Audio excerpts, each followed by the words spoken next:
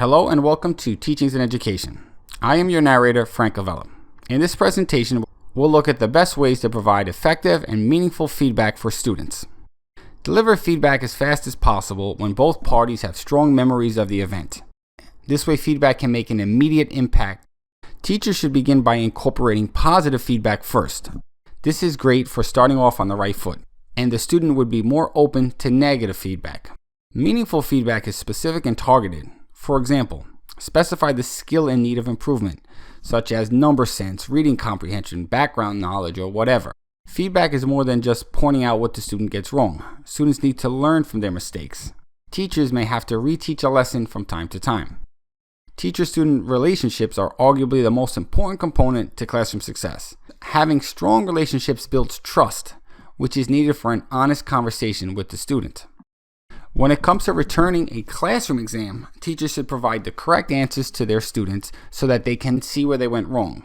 Thus, the students can avoid the mistakes in the future. Feedback is meaningful when educators have an actual plan for improvement aligned to the feedback. If you're discussing failing student with a parent, have a plan for improvement for the child. Always remember, communication is a two-way street.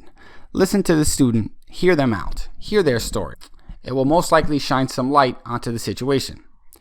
The biggest mistake you can make when delivering feedback is to make it personal. Focus on the behavior or wrong answers, not the child's background. They will never forgive you. After giving an exam, I always go over the test with the class again. It's about learning and growing. It's about growth. You can skip this if the majority of students did well.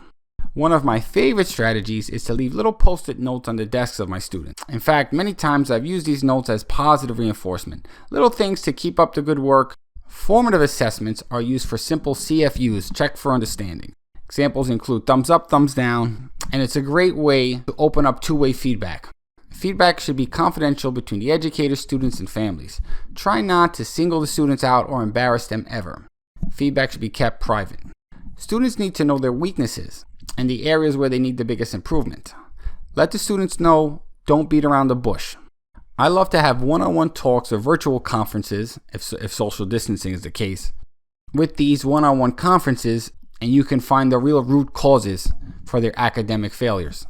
It can be difficult to find the time and place to provide one-to-one feedback, but if you offer extra help, students have an opportunity to seek you out as the teacher for feedback. Be culturally responsive. Understand where the student is coming from and where you are coming from in terms of cultural backgrounds. Be careful not to offend your students. And lastly, after you provide effective feedback, be sure to follow through and check to make sure that the student is making use of the feedback that you have provided. Right now, I just want to say thank you for your time. Please check the description for links to resources on providing effective feedback. Don't forget to like, share, and subscribe to this channel. I'll see you soon.